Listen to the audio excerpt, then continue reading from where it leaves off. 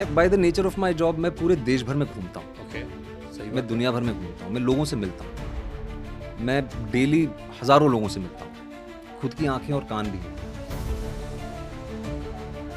तो कुछ चीज़ों के बारे में जो मुझे लगता था कि गलत हैं और वो शायद इन्फ्लुएंस की वजह से हुई या खुद को ऐसा लगा, आज मुझे वैसा नहीं लगता बिकॉज आई थिंक कि चीज़ें इतनी भी बुरी नहीं हैं जितनी मुझे लगी थी। हम्म, तो इसीलिए आज मैं कह रहा हूँ कि I have changed over the last 10 years.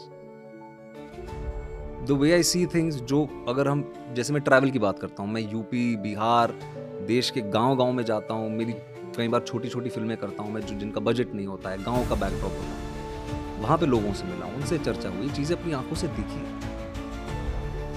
So I am feeling कि it is not as bad as I thought it was and I also need to calm myself down. You know, I need to calm myself down and see things from a very neutral perspective and not be influenced by anybody.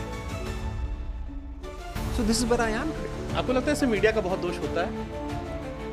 किस चीज में? इस चीज़ में perception जो एक बैठे बैठाए हमारे दिमाग में परसेप्शन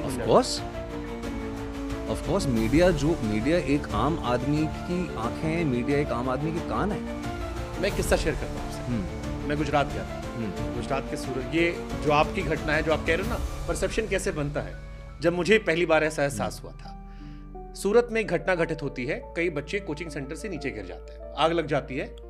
अभी 2-3 आई साल थिंक हाँ, मैंने वीडियो देखा है. मैं और उत्तराखंड के राज्यपाल साहब जो उस टाइम ऐसा काम करते थे एक चैनल में, तो हम दोनों रिपोर्टिंग करने गए थे। तो बहुत ही भयावह वीडियो आए थे, बच्चियां ऊपर से कूद रही थी जान बचाने के लिए। बहुत ही दुखद घटना थी। हम गए वहां, 2 दिन रिपोर्टिंग की हमने। जो कोचिंग सेंटर सील हो गया, उसको उठा के लेके पुलिस चली गई। 2 दिन बाद देश के एक बड़े नेता का अहमदाबाद में शो था। मेरे चैनल के संपादक ने मुझसे कहा, मैंने कहा मैं चला जाऊँ, ये घटना खत्म हो गई, जो दोषी थे उनको अरेस्ट कर लिया गया, कोचिंग सेंटर सील हो गया, आगे क्या करें? ये सेड नहीं, जब सारी दुनिया वहाँ रैली दिखा रही होगी तो तुम विक्टिम से घर जाओ और एक बच्चे को पकड़ो और उससे एक बाइट निकलवा दो, मोदी अंकल आपने क्या कर दिया। मैं उस वीडियो को जब ट्विटर के पॉइंट ऑफ व्यू से सोच रहा था कि अगर वो वीडियो उस वक्त मैंने रिकॉर्ड किया होता, अब इंडिविजुअल स्टोरीज करते हैं, बट ये प्री माइंड में मुझे डाले कहा गया था कि आप एक ये लाइन बुलवा दें कि मोदी अंकल ये आपने क्या करवा दिया, मेरी बहन लौटा।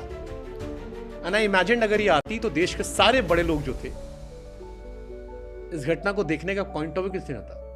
गुजरात में जब मैं आपको टीजर देख रहा था कि आपको सारा देश सुनता है, तो आई कुड रिलेट इट। सच है ये। और क्योंकि आपने मुझसे सवाल पूछा है कि मीडिया का क्या इसमें बहुत बड़ा हाथ है, मीडिया का बहुत बड़ा हाथ है ये परसेप्शन डिफाइन करने में भी, हर चीज में। हर चीज में। तो वो जो पुराने विक्रांत मैसी थे, उस पर उस मीडिया का इम्पैक्ट था जो सुना समझा जाना था। ऑफ कोर्स मीडिया का होता है, आप जिस समाज में जीते हैं, जिन लोगों के साथ आप उठते बैठते हैं, जो किताबें आप पढ़ते हैं, जिस नजरिए से आप चीजों को देखते हैं, that really shapes your ideology और the way you see the world view की